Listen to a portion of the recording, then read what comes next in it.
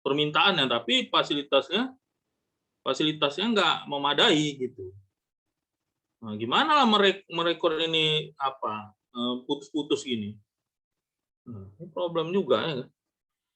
Itulah. Kan nggak mungkin saya keluar uang untuk membiayai premium ini, yang nggak cukup lah gaji saya, berapa kelas saya harus masuk.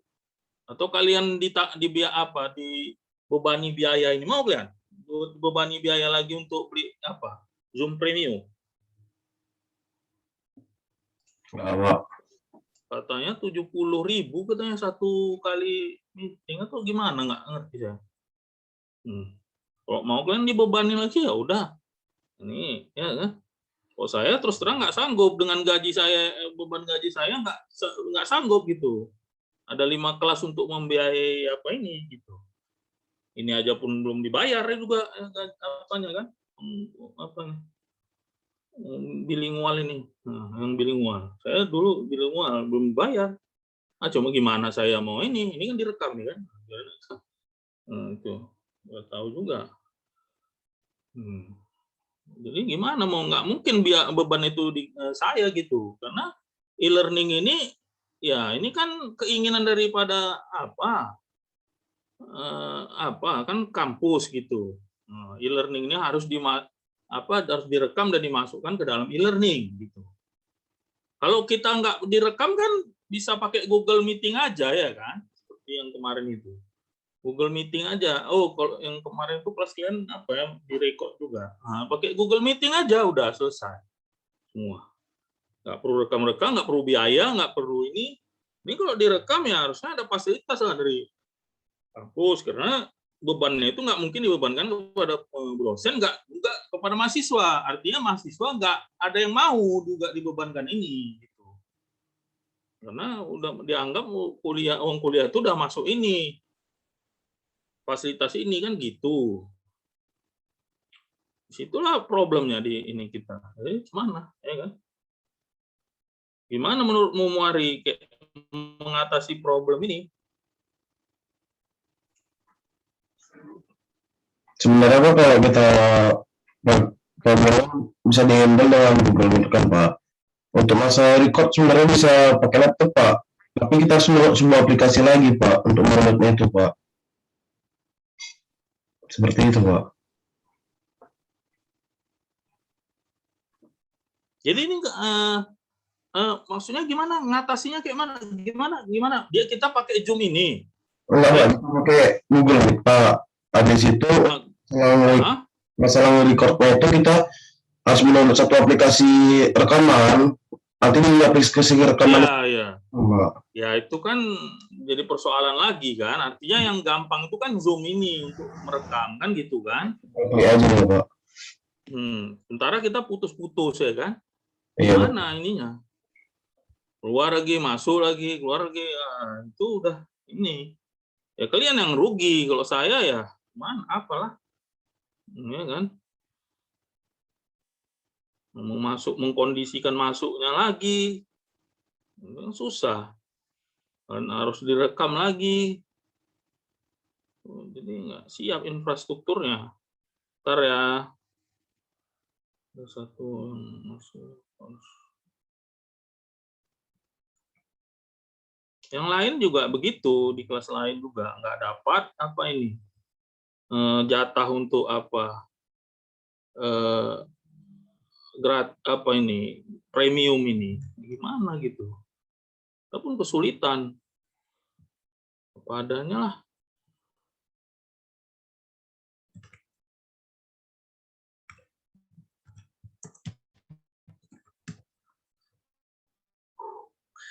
Yang kemarin itu saya kira masih ada ya yang harus dijelaskan. Saya kira semua udah kamera nih kan, on kamera ya.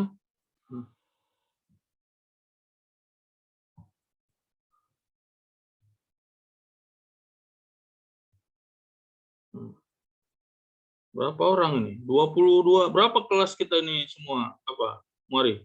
36 Pak. Nah, ini kok 22 orang ini. Mana yang lainnya nih? Ini Mari 22 orang ini yang apa? Yang kau catat. Ingat? Lebih dari ini nggak masuk hari ini. Itu dia. Ya, ingat. Lebih dari 22 orang ini tidak masuk dianggap. Ini aku catat juga nih. Main sama kita. Mana bisa. Sama aku.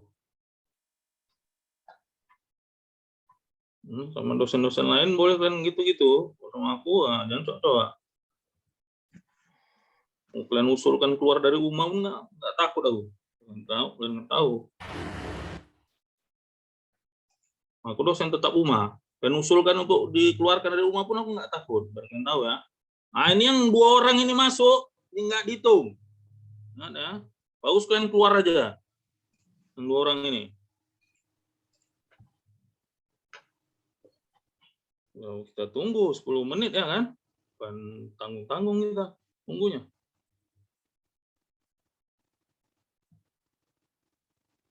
Udah.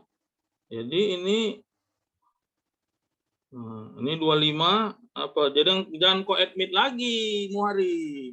Jadi kalau udah 22 itu nggak usah co-admit lagi. Bilang aja sama orang ini, Bapak ini yang apa bilang. Jangan co-admit. Ya Pak, tadi saya buat otomatis Pak, saya batal. Nah, dibuat apanya? Admitnya. Udah. Enak-enak aja. Aku udah berdiri di sini, kalian baru masuk. Atau kita tunggu ini sampai jam 9. Baru kita mulai. Gimana? Pilihannya gimana? Kita tunggu ini jam 9 sehingga semua masuk, baru kita mulai, atau apa? Di 10 menit kuliah, ya kan? Nunggu kalian datang. Gimana? Atau 22 orang ini aja yang diakui hari ini? Nggak ada kalian jawab kan? Aku yang jawab. Nah, aku mulai hari sekarang ini. Nah, udah kasih pilihan ya. Aku kasih pilihan. Ini. Nah, itulah kayak mana lah mau nggak ngegas. Itu yang kemarin itu yang protes itu. Ngegas sekali Bapak ini apa gini. Dari awal udah kayak gini lah kejadiannya pertama-tama. Nggak ada apanya. Nggak ada etikanya. Dosen udah di sini kalian masih keluar masuk. Gimana apanya? Gimana nggak ini? Coba. Gimana nggak ngegas di awal? Nggak mau gas Bapak mau suruh ngajar sini. Kok kau ngajar, aku yang jadi mahasiswa. Kalau nggak bisa kau jawab pertanyaan aku, aku bully kau. Mau? Ada yang berani sini mau ngajar, gantikan aku. Aku mahasiswanya. Biar aku yang ini jadi mahasiswanya, nggak bisa kalian jawab. Habis kan. Kayaknya udah paten kali di kelas lain paten, di kelas aku nggak paten. Aku kasih kalian ngajar. Ini share sedikit, kau kasih dulu aku apa jadi hostnya biar aku share ini apa. Mari. Pak, sudah bisa otomatis selesai kita Pak. Nggak bisa ini. Oh ya udah, ini deh. Biar aku kasih kalian ngajar.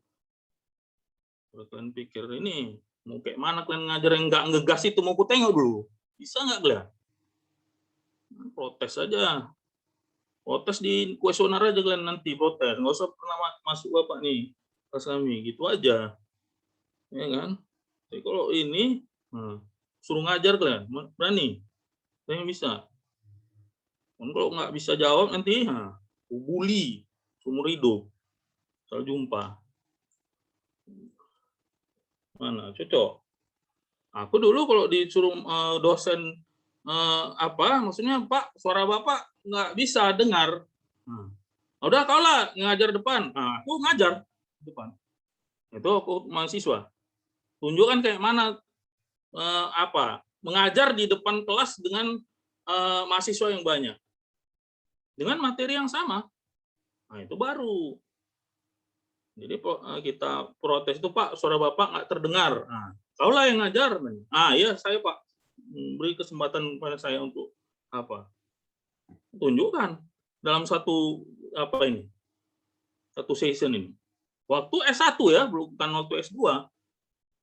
Hmm. Itu pengantar filsafat lagi. Kalian mana ada mata kuliah pengantar filsafat? Mata kuliah pengantar filsafat lagi. Berdiri aku menjelaskan. Mendiang tuh Pak Edward. Di USU. Kalian tahu, bukan oncol-oncol aku. Ya, artinya aku mahasiswa pun dulu begitu. Bukan ini ya, tengok apa nggak masuk. Aku udah masuk, kalian nggak masuk. Gimana ceritanya itu? Cuman nggak ngegas coba. Ya kan? Kalau sama dosen lain suka kalian ya. Nah, sama aku nggak bisa. Kalau aku udah sini kalian harus duluan. Itu. Nah, kita masuk ya ke materi. Jadi pertama itu yang penting ini bukan materinya ini. Yang pertama itu moral, etika. Nah, banyak orang pintar tapi nggak beretika di republik ini. Banyak koruptor. Nah, jadi mahasiswa lah diajarkan. Ya, tuh, mana nggak enggak coba. Nengok apa kalian aja udah ini kita ya kan. Naik darah. Itulah kira-kira. Kalau udah semua hadir pakai kamera, kita senang kan dengarnya. Disapa lagi satu-satu. Kelas lain juga gitu. Bukan apa aja, bukan kalian aja kelas aku. Tapi kalau memang ada yang keberatan dengan gaya saya mengajar, kalian yang ngajar. Nah, itu kasih kesempatannya. Nah, baru aku yang bertanya nanti. Nah, aku mahasiswanya. Nggak bisa jawab, aku bodoh-bodohi lah. Bodoh Bapak, dosen ini bodoh. Nah, itu sanggup kalian. Aku dulu S1 sanggup aku. Nah, suruh ngajar, sanggup aku ngajar. Siapa? Saya ngajar di depan kelas. Itu mahasiswanya 150 orang di USU itu. Enggak dengar suara Bapak itu, cuma gimana kita mau ini ya kan? Gimana kita mau mencatat, mencermati, antara mata kuliahnya mata kuliah payah, antar filsafat. Itu. Ya. Nah, kalau ini kan jelas datang jam 8, saya lagi yang menanya, linknya mana? Nah, coba bayangkan itu. Bukan kalian yang duluan, saya yang duluan. Kalian nggak siap, ya kena lah. Ya, nah, udah. Jadi 22 orang ya, ingat. Mari absennya. Nggak boleh lebih, nggak boleh kurang. Jadi itu dia.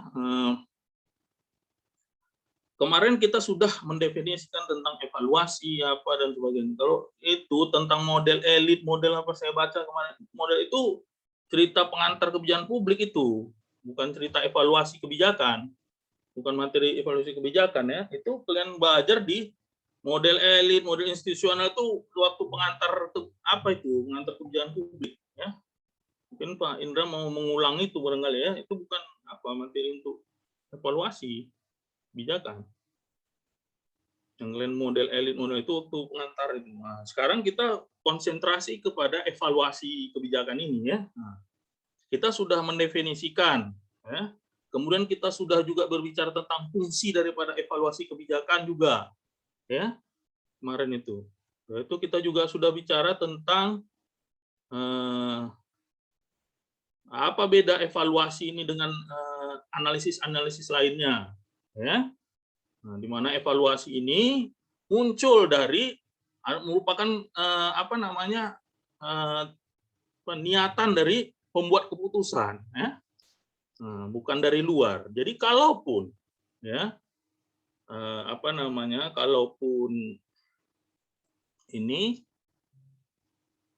kalaupun dia ada konsultan, maka konsultan ini bergerak didasarkan ya, bergerak dan bertindak itu didasarkan keputusan daripada pengambil kebijakan gitu. Sebenarnya itu istilahnya rangka besar daripada evaluasi inilah, evaluasi kebijakan itu ya, gitu. Itu lebih kurang ya. Dan itu yang membedakannya dengan analisis kebijakan. Karena analisis kebijakan nanti ya dia juga bisa inisiatif itu dilakukan oleh konsultan. Ya. Baru kemudian selanjutnya fungsi evaluasi kebijakan itu sudah. Nah sekarang kriteria evaluasi. Jadi evaluasi itu akan menilai komponen-komponen yang saya berikan slide-nya ini di depan Anda. Ya. Jadi setiap yang namanya evaluasi kebijakan itu pasti mengukur ini. Nah, equity, ya, kesetaraan, ya, kesetaraan atau keadilan, efisiensi dan efektivitas, ya. Kemudian Pareto optimality, adekuasi atau ketepatan pada sasaran, public interest, ya, atau yang disebut dengan kepentingan publik atau public participation atau partisipasi publik, dan sustainability atau keberlanjutan. Kita akan menjelaskan satu persatu. Jadi equity itu apakah kebijakan yang diimplementasikan ini itu sudah membawa kesetaraan atau keadilan tidak kepada objek kebijakan ini, gitu, kepada rakyat lah, masyarakat. Nah, itu evaluasi ini akan melihat itu, gitu. Ya, apakah memang semua sudah merasa adil dengan ini. Misalnya ada bantuan bansos untuk COVID-19. Apakah bantuan sosial ini sudah menggambarkan keadilan ya? Nah, di tengah pemerintah menggunakan kebijakan PPKM, sebenarnya kalau PPKM ini apa ya? Kalau saya di India itu belum ada apa-apanya gitu. Itu pun sudah berteriak-teriak semua kan masyarakat ini kan. Ini bagaimana kita warung kita, ini kita, itu kita gitu.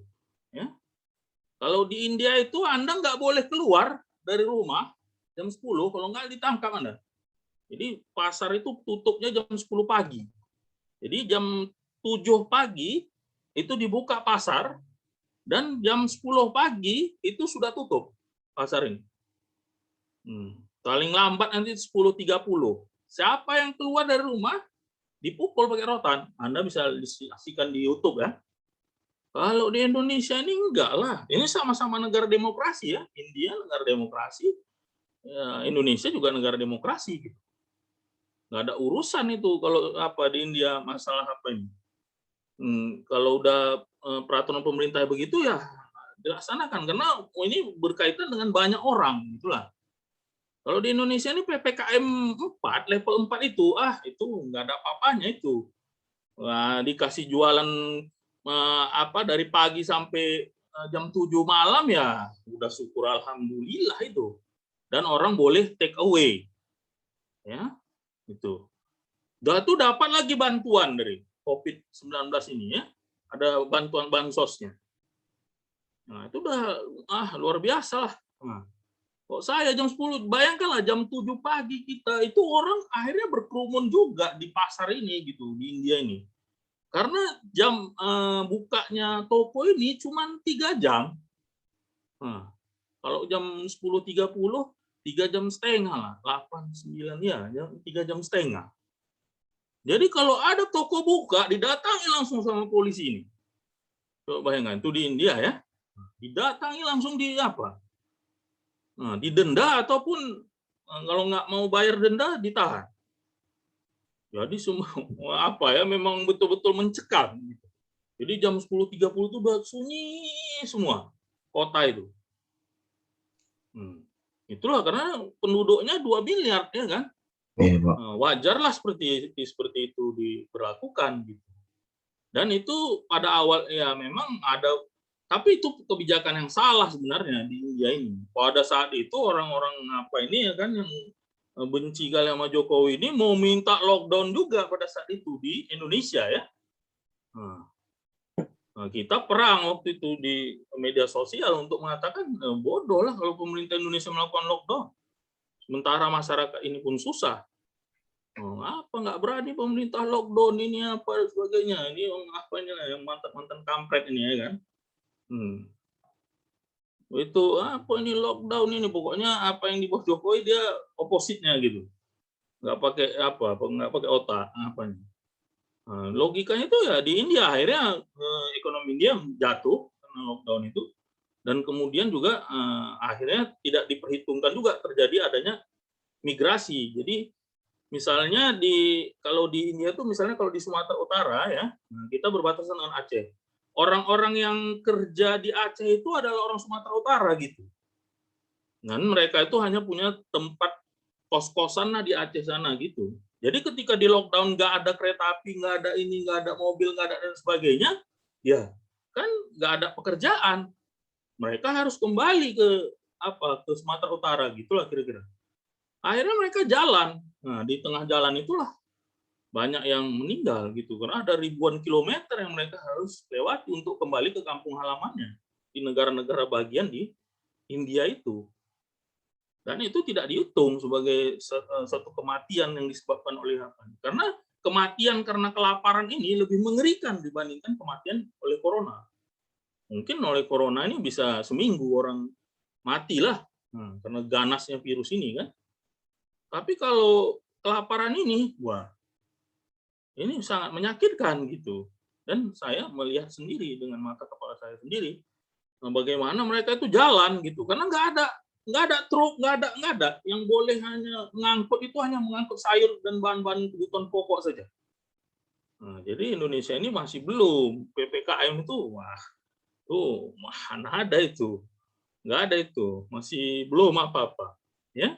Jadi bansos ini kemudian ya, ini juga kita mahasiswa juga harus ikut juga mengawasi gitu, karena pemerintah ini membuka WA online gitu, apa istilahnya di media sosial ini bisa melaporkan gitu. Apabila ada terjadi kasus-kasus itu nanti buka laporan bansos COVID-19 ada nanti format laporan. Ada ininya. Jadi kan kalian ini di daerah-daerah coba amati tepat enggak bansos ini, itu caranya gitu. Kalau mau pemerintah ini bagus bukan hanya ngomong-ngomong aja, ya kan? Karena pemerintah ini membuka ini, malah itulah Ibu Risma ini datang ke Menteri Sosial ini datang ke daerah-daerah ngamuk-ngamuk itu karena memang udah ada datanya gitu. Bahwa di sini terjadi penyimpangan, siapa yang nggak ngamuk gitu. Cuman orang lihat ngamuknya aja. Nggak pantas lah, inilah, itulah. Ya memang harusnya begitu, karena itu ada laporan langsung. Jadi kalian bisa di daerah-daerah ini bisa lapor langsung ke Menteri Sosial. Nah, apabila misalnya maaf lah ya, mana tahu ada di antara kalian ini anak kepala desa ya, anak kepala desa ini yang membuat saudara-saudaranya lah yang dapat dalam bantuan COVID ini, ya kan? Nah, itu bisa dilaporkan ke Menteri Sosial dan itu ditindaklanjuti. Itulah makanya menterinya pun langsung turun ke bawah. Ini kok nggak sampai, nggak bisa dijelaskan ya ngamuk lah. Karena itu ada pendampingnya juga di bawah ini, gitu. Ya, nah, itu supaya mahasiswa juga kritis ya, jangan sama ini aja, jangan dosen yang ngegas aja yang apa, ya, sama kondisi sosial juga harus kritis gitu. Ya, kalau ada yang apa itu laporkan, ada format laporannya di apa ini, di website Kementerian Sosial. Jadi ada 13 titik yang Menteri Sosial itu langsung turun dia. Dari sekian 700 sampai 1000-an laporan gitu. Jadi memang pemerintah sudah membuka kanal untuk pengawasan. Salah satu perangkat pengawasan yang paling efektif itu apa? Mahasiswa. Itu ya. Ini kalian kalau apa ya, itu amatilah sekitar kalian. Yang apa? Apalagi di daerah-daerah ya, Labuan Batu, Madinah ini dan sebagainya. Yang jauh dari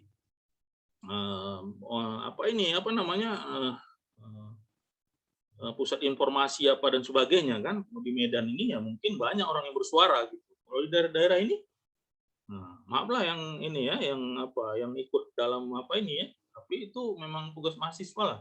Karena mahasiswa ini sebagian ya itu kerjanya ngakal-ngakali ya kan, ngakal-ngakali rakyat ini. gitu. Ikut terlibat di dalam apa ini dan sebagainya. Ikut men-setting apa bantuan ini di apa, ya kan? Kalau enggak udah beres negara ini. Kalau mahasiswanya. Nah, jadi itulah kalian jadilah menjadi investigator yang mandiri gitu. Laporkan kepada pemerintah. Nah, biar dia tindak lanjuti. Nah, itu ya. Jadi ini karena kita bicara kebijakan ya kan.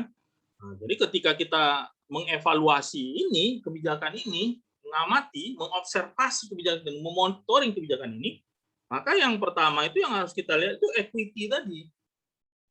Saran apakah janda-janda tua ini sudah dapat semuanya di daerah kalian ini, di desa kalian ini, bantuan COVID-19 ini. Lihat kualitas berasnya, lihat ini, kan bolehlah tetangga-tetangga ini ditanya juga kan. Ini Bu, gimana kualitas berasnya gitu. Sebagai mahasiswa itu apa ya? Keinginan tahuan itu adalah suatu hal yang lumrah gitu. Orang pun pihak-pihak yang apa juga khawatir juga kalau udah mahasiswa ini turun ya kan. Mahasiswa UMA ini harus juga itu gitu, turut serta gitu, mengawasi. Jadi itu equity, ya equity. Jadi bantuan apa dan sebagainya ini untuk COVID-19 ini, gitu. Untuk meredam kesenjangan apa ekonomi ini kan. Karena yang berita terakhir kan gitu, apa namanya harta pejabat ini di zaman COVID ini dia naik dia. Itu bisa jadi beberapa sebab gitu sebenarnya, nggak boleh juga suudzon ya kan. Kan waktu zaman COVID ini konsumsi ini kan menurun dia. Jadi orang menyimpan uangnya. Ya pejabat ini kan orang yang punya uang juga gitu maksudnya. Jadi kalau dia simpan ini atau dia dimainkan di saham misalnya ya tambahlah duitnya ya kan. Memang sisi lain bisa jadi ada juga korupsi kan gitu kan. Karena duit ini kan banyak gitu mengalir. COVID ini kan banyak dia apa istilahnya saluran-saluran dana ini bahkan ratusan triliun gitu kan, ribuan triliun sudah dikucurkan untuk apa ini COVID ini. Ya mudah-mudahan sajalah kita berhasil ya mencapai herd immunity itu ya di akhir tahun sebagaimana diprediksikan gitu. Karena negara-negara lain juga masih sibuk dengan bagaimana membangun kebijakan yang pas untuk mengatasi COVID ini ya. Misalnya di Rusia, Jepang juga. Artinya di negara-negara yang lebih baik fasilitas kesehatan dan sebagainya. PPKM ini berhasil dan dilihat dunia itu sebenarnya adalah partisipasi kita semua, gitu, masyarakat juga. Pakai masker, cuci tangan, hal-hal yang kecil seperti itu ya yang membuat kita ini ya vaksin dan sebagainya. Itu ya apa ya saya kira bolehlah artinya penurunan ini perlu diapresiasi juga gitu. Cuma ada yang mengatakan wah ini kan karena nggak ada tes lagi dikurangi aja tesnya ya kita kan bisa lihat angka keterisian di rumah sakit ya kan. Kalau saya di sini misalnya saya berdiri aja di depan Novotel Suci itu. Novotel Suci itu adalah tempat apa namanya isolasi isolasi yang dibuat pemerintah untuk apa ya untuk COVID ini. Nah, duduk aja kita di depan itu. Berapa ambulan satu hari datang itu. Jadi kalau dia berkurang berarti betul berkurang. Gitu. Oh itu kan di rumah aja orang karena gejala-gejalanya sedikit aja itu kan kalau dia gejalanya besar gimana? Maksudnya gejalanya parah gimana? Kalau ditahankan aja di rumah matilah. Karena harus lapor ke rumah sakit. Jadi duduk aja kita di Novotel itu atau di Peringadi duduk depan ini. Di depan sambil makan nasi Padang kita kan ada apa itu Garuda dibuka di situ kan. Situ kita duduk. Kalau ambulan ini banyak berarti bohong datanya. Gitu aja. Nggak usah susah-susah gitu. Jadi asumsi-asumsi buruk yang bahwa ini tes COVID ini diturunkan ini ya itu enggak signifikan juga. Ya. Gitu. Dan itu kalian mungkin bisa rasakan juga ya di tempat kalian masing-masing juga penurunan ini gitu. Ya, kira-kira gitu. Jadi equity tadi. Kemudian efisiensi dan efektivitas mungkin sudah sering ya kita bicarakan di di administrasi publik ini, ya memang inilah ceritanya bagaimana kebijakan itu efisien dan efektif gitu. Tidak memboroskan dana, tidak tidak bertele-tele dan sebagainya. Dan ini adalah prinsip yang dibangun oleh New Public Management juga, ya kan? Yang dimana paradigma ini dipakai oleh sebagian besar negara di dunia termasuk mungkin Indonesia gitu. Yang tujuannya adalah paradigma New Public Management itu adalah efisiensi dan efektivitas gitu. Kemudian Pareto Optimality ya. Nah, Pareto Optimality ini adalah teori Pareto. Pareto ini nama orang, dia adalah pakar ekonomi dari Italia. Ya, dia membuat membuat teori ini ketika adanya kegagalan pasar gitu. Ya. Jadi kegagalan kapitalisme itu untuk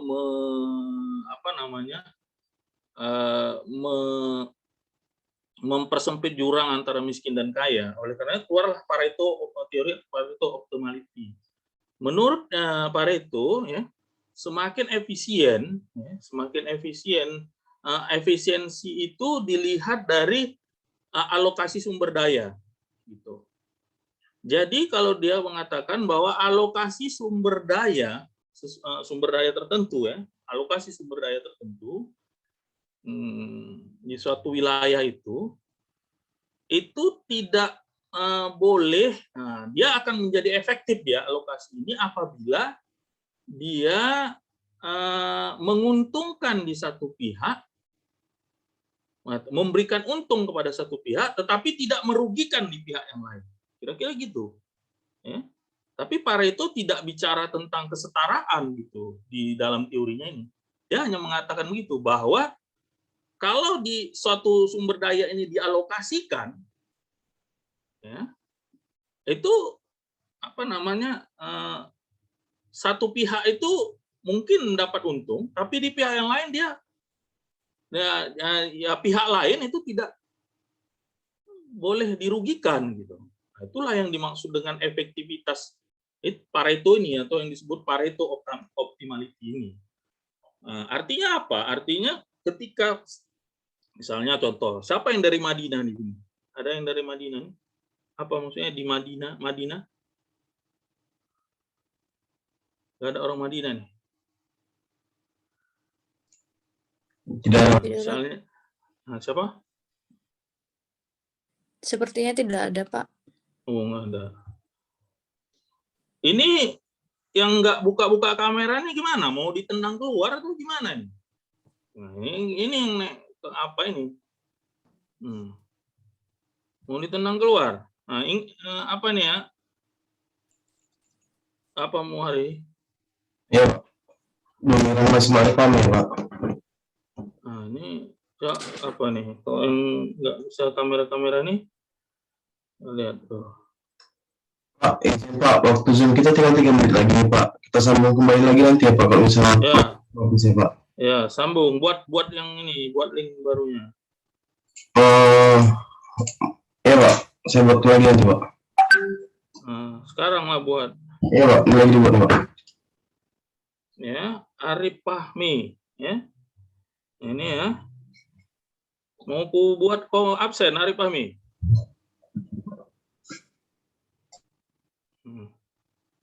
Bisanya kau ini. Jadi aku bercakap di sini, kau tidur di situ. Enggak, ini kayak gini lah. Apa juga yang kalian protes jadinya? Kusuruh kalian ngajar nggak mau kalian. Biar kalian apa? Aku tidur di sini. Kakiku kutunjukkan sama kalian. Tahu kalian. Gimana aku nanti bertanya? Nggak ada yang berani. Satupun. Biar tahu apa? Tidur dulu aku di sini.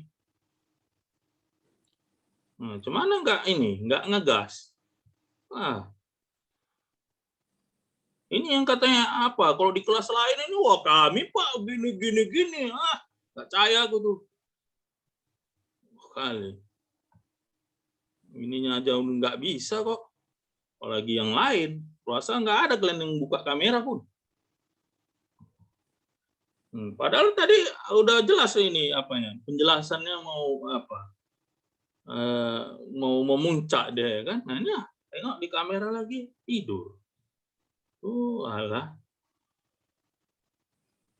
Bisa dibilangi. Itulah kayak mana. Biasanya nih kalau otak keras ini makan uang korupsi biasanya. Uang korupsi makan kan, jadi kok diingatkan tuh dia nggak mau. Nggak mau dia. Bisa. Itu karena orang tuanya ngasih apa? Halal gitu loh. Itu biasa apa ya? Penelitian saya selama di India itulah, pengamatan saya sama orang Indonesia ini kan. Kalau dibilang jangan gini, dia keras kepala otaknya. Kenapa? Apa maksud? Kita lihat nanti bapaknya kerjanya apa, ininya apa gitu. Itu padahal sama kawan kita. Ini sama dosen kalian. Parah kali ini. Aku bilang kan sama yang lain terserah kalian. Kalau sama aku jangan ini. Jangan main-main. Ya, ingat 22, jangan kau kasih masuk yang lain. Muhari. Aku yang nyuruh. Saya screenshot juga tadi Pak, yang 22 orang tuh Pak. Nah, ya. Udah. Jadi kita bertukar ini. Udah bisa sekarang kita bertukar. Sudah Pak, sudah bisa Pak. Oke. Kita lip aja dulu ya. Ya Pak, mari.